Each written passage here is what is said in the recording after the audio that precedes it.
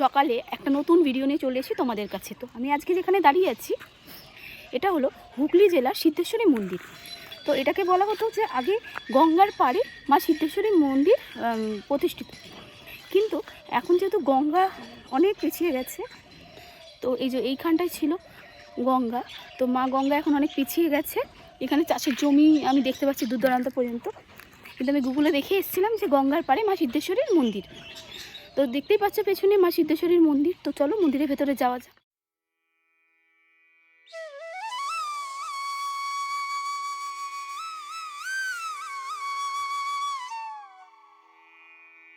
বন্ধুরা, তোমাদের সুখরিয়ার মা আনন্দময়ী ভৈরবী কালীর কথা তো মনেই রয়েছে, তাই না? ওই মন্দির থেকে ঠিক 5টা মিনিট হাঁটা পথেই এই মা সিদ্ধেশ্বরীর কালী মন্দির অবস্থিত। তো তোমরা যখন ওই মন্দিরে যাচ্ছ, তো এই মন্দিরটাও দর্শন করে আসতে পারো। এই মন্দিরে একদম সামনেই রয়েছে একটা বট গাছ। এই বট গাছটা শুনেছি নাকি অনেক প্রাচীন, আর তোমাদের যদি কোনো মনস্কামনা থাকে এই বট গাছে ঢিলবাল বাঁধলে কিন্তু সেটা পূর্ণ হয়। এখানকার যারা বাসিন্দা তাদের থেকেই এই কথা আমরা জানতে পেরেছি।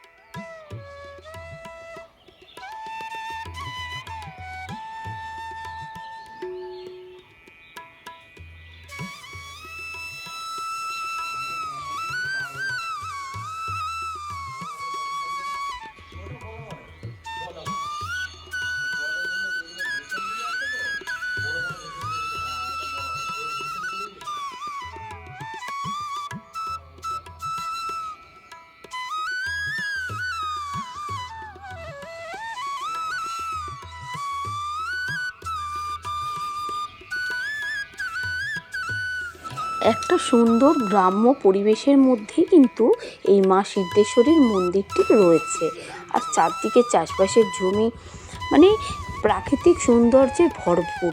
তো বন্ধুরা, তোমাদের ভিডিওটা কেমন লাগলো অবশ্যই কিন্তু কমেন্ট করতে ভুলো না। যদি ভালো লাগে পরিবারের অন্য কারোর সাথেও শেয়ার করতে পারো। তো চলো আজকের মধ্যে এখানেই টাটা।